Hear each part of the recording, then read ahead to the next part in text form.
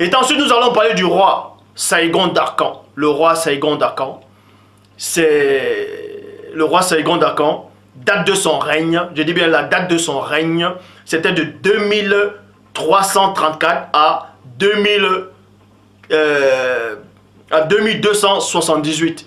Ou d'autres dates donnent 2279. Avant JC. Avant JC. Or, la Torah avait été écrite, vous voyez, la Torah a été écrite 800 ans. Donc, et vers 1200, avant JC, on vous dit que Moïse est né en Égypte. Donc, vous voyez que le roi Sargon d'Akan est plus vieux, son histoire est plus ancienne que l'histoire de Moïse. On va donc comparer les deux récits. Le récit du roi Sargon d'Akan et le récit de Moïse. Pour voir qui c'est qui a réellement existé, qui c'est qui a plagié l'histoire de l'autre. Cet enseignement-ci va libérer beaucoup d'entre vous.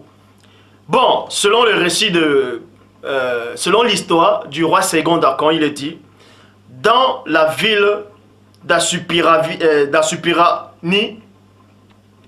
sur le bord de l'Euphrate, ma mère, la grande prêtresse, fut enceinte de moi. Point. Elle me mit au monde en secret. Elle me mit au monde en secret. Bon. Au moment, elle me mit au monde en secret et elle me mit dans une corbeille de réseau fermant l'ouverture avec du bitume et m'abandonnant au fleuve. Virgule. Qui ne me noya pas. Le fleuve m'amena à Anki, qui puisa de l'eau. Anki, dans sa bonté de son cœur, mentira.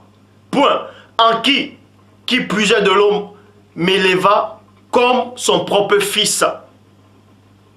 Anki, qui puisait de l'eau, virgule, fit de moi son jardinier.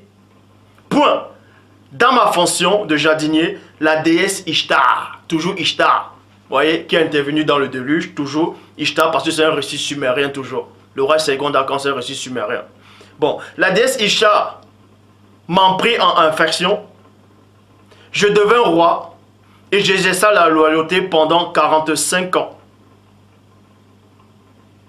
Et plus tard, on vous apprend que, en fait, il s'est révolté contre ses bienfaiteurs. Là-bas dans la ville de Anki, où il était jardinier en fait.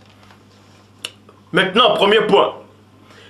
Sargon d'Akan, sa mère, c'est-à-dire comme Moïse, sa mère était une grande prêtresse. La maman de Moïse aussi était une grande prêtresse. Pourquoi? Vous voyez cela dans Exode chapitre 2 au verset 1.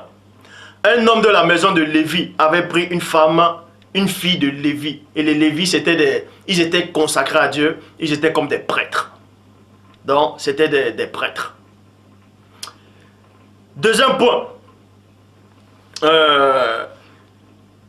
Le roi Sargon, c'est-à-dire le roi Sargon d'Akan, est mis au monde en secret, exactement comme Moïse. Vous voyez cela dans Exode chapitre 2, verset 2. Cette femme devint enceinte et enfanta un fils. Point. Elle vit qu'il était beau et elle le cacha pendant 3 mois. Verset 3. Sargon est caché dans une corbeille.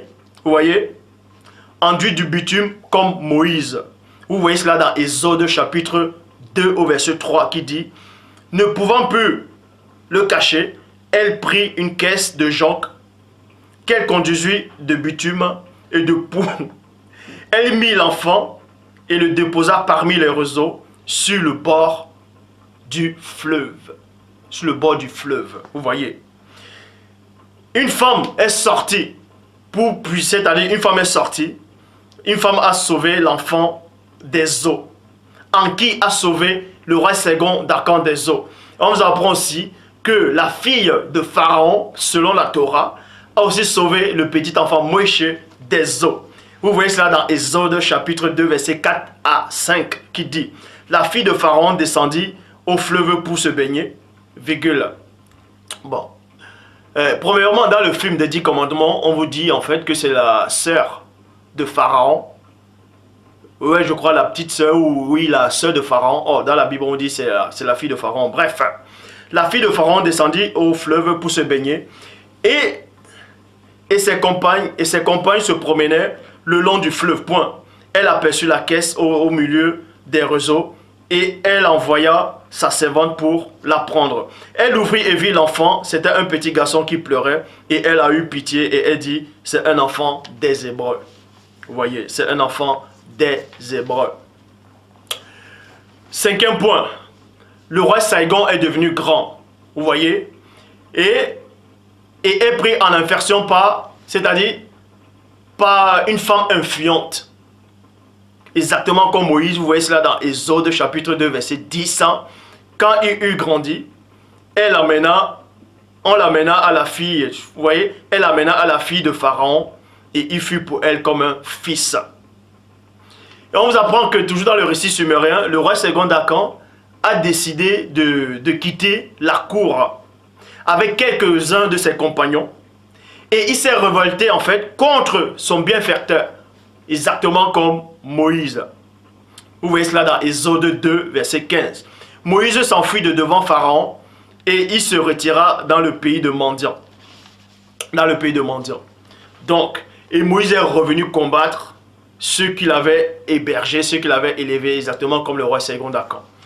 Donc, l'histoire de Saigon d'Akan est plus ancienne que l'histoire de Moïse. Donc, selon l'histoire, on vous apprend que l'histoire, premièrement, l'histoire de Noé, du déluge, a été copiée dans l'histoire de Otanapustum. Et l'histoire de Moïse a été copiée de l'histoire du roi Saigon d'Akan. Donc, c'est un plagiat. C'est déjà un plagiat.